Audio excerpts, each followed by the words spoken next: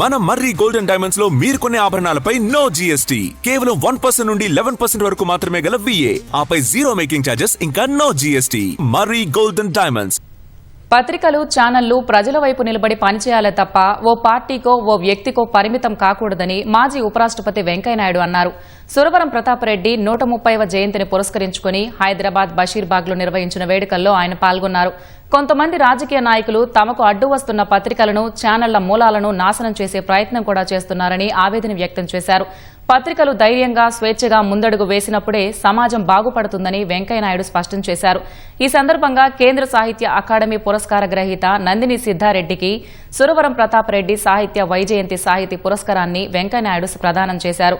నిజాం రాచరిక పాలనలో తెలుగును కనీసం ఉచ్చరించే పరిస్థితి కూడా లేని విపరీత పరిస్థితుల్లో భాష కోసం పోరాటం చేసిన మహాయోధుడు సురవరం ప్రతాపరెడ్డి అని శాంతా వసంత ట్రస్ట్ అధ్యక్షుడు వరప్రసాద్ రెడ్డి కొనియాడారు.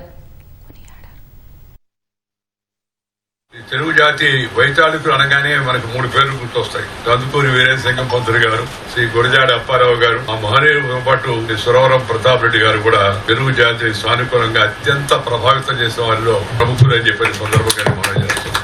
శ్రీ ప్రతాప్ రెడ్డి గారు కేవలం పత్రికా సంపాదకునిగానే కాకుండా పరిశోధకునిగా, పండితునిగా, రచయితగా, క్రియాశీల ఉద్యమకారుడుగా వారి కృషి అనుపమానం. తెలుగు సాహితీ చరిత్రలో వారి జీవితం విస్తమైన అధ్యాయంగా మిగిలిపోతుంది. నిజాం కాలం నాటి ప్రజల జీవితాలకు అద్దం పట్టే అద్భుతమైన కథలు, నాటకాలు, నవలలు రచించి ఆయన అనేక తరాలను ప్రభావితం చేశారు. మహానుభావుడు సురవరం ప్రతాప్ రెడ్డి గారు చేసిన ప్రయత్నం సత్యాన్ని చెప్పడం, ఆ ప్రాంతం విశేషాలని అక్షరీకరించి ఆ ప్రాంతం విలువలను దివిటీ బట్టి వెలిగించి మనకిచ్చారు. గోల్కొండ పత్రిక ద్వారా తెలంగాణలో కూడా కవులు ఉన్నారు, రాయగలిగిన సమర్థత ఉంది అని చెప్పి నిరూపించినటువంటి మహానుభావుడు ఆయన.